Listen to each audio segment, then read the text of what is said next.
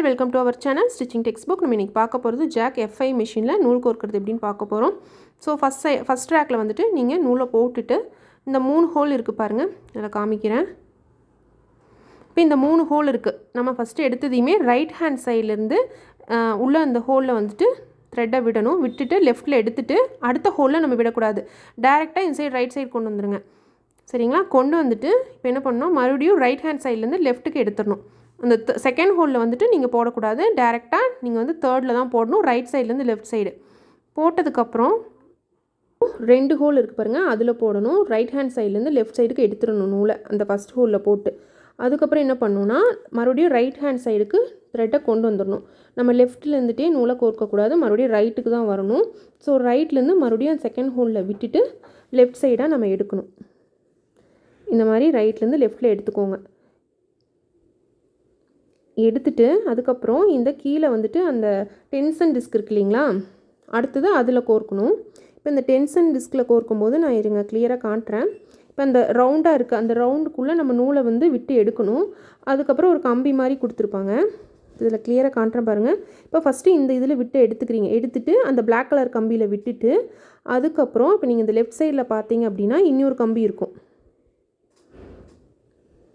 இந்த கம்பிலையும் விட்டு எடுக்கணும். அந்த பிளாக் கலர் கம்பியில் விட்டுட்டு இதுக்கப்புறம் இந்த கம்பிலையும் விட்டு எடுத்துகிட்டு அதுக்கப்புறம் இங்கே காமிக்கிறேன் பாருங்கள், இதுலேயும் கை வச்சு உள்ளே தள்ளி விட்டுறணும் நூலை.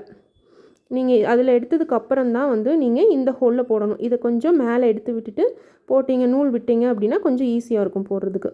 ஸோ அதை நம்ம வந்து வீலை சுற்றிட்டு இந்த மாதிரி மேலே எடுத்துகிட்டு இதில் போட்டுருங்க.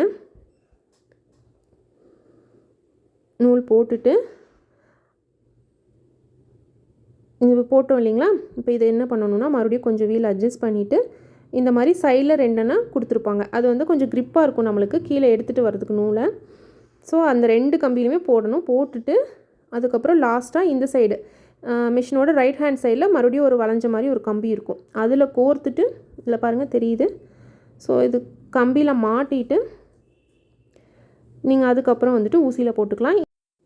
நம்ம நார்மலாக மிஷினில் போடுற நூலுக்கும் இதுக்கும் கொஞ்சம் டிஃப்ரென்ஸ் இருக்கும். நிறைய இடத்துல வந்துட்டு நம்ம நூல் கோர்க்குற மாதிரி இருக்கும். ஸோ 2 டைம்ஸ் வந்துட்டு நம்ம போட்டோம்னா நம்மளுக்கு ஈஸியாக பழகிரும்.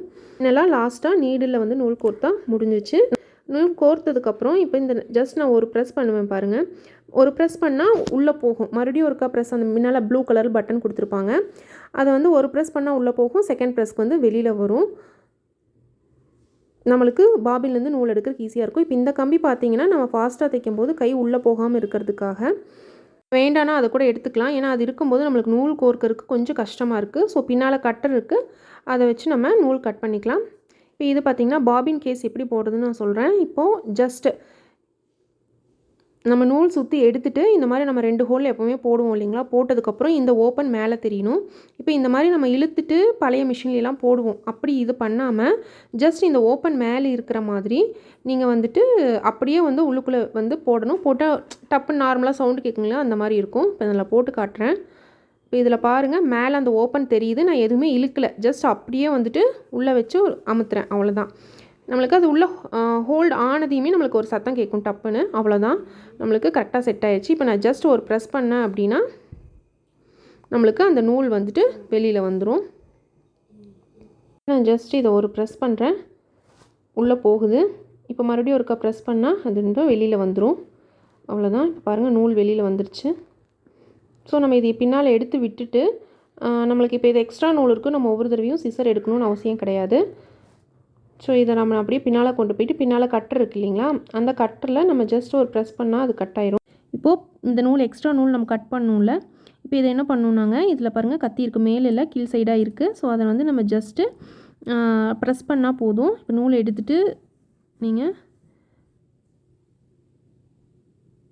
ஜஸ்ட் அமுத்துனீங்கனாலே அது கட் ஆயிடுது, அவ்வளோதான். ஜாக் F5 பொறுத்த வரைக்கும் ஃபாஸ்ட்டாக இருக்கும் நம்மளுக்கு ஸ்டிச்சிங்கு. நார்மல் மெரிட் மிஷின் அதை விட வந்துட்டு இது ஷேக் ஆகாது, வைப்ரேட் ஆகாது, உங்களுக்கு ஸ்மூத்தாக இருக்கும். நீங்கள் ஒரு 1 ஹவரில் தைக்க வேண்டிய ப்ளவுஸ் கூட நீங்கள் ஒரு 40 மினிட்ஸில் தைச்சி முடிச்சிடலாம். ஸோ ஜாக் F5ல நம்ம எப்படி நூல் கோர்க்குறதுன்னு பார்த்தோம், பாபின் கேஸ் எப்படி உள்ளே போடுறதுன்னு பார்த்தோம். ஸோ கண்டிப்பாக இந்த வீடியோ உங்களுக்கு யூஸ்ஃபுல்லாக இருக்கும்னு நினைக்கிறேன். நான் சொன்ன சின்ன சின்ன டிப்ஸு ட்ரிக்ஸ் உங்களுக்கு பிடிச்சிருந்துச்சு அப்படின்னா கண்டிப்பாக நம்ம சேனலுக்கு சப்ஸ்கிரைப் பண்ணுங்கள். தேங்க்ஸ் ஃபார் வாட்சிங்.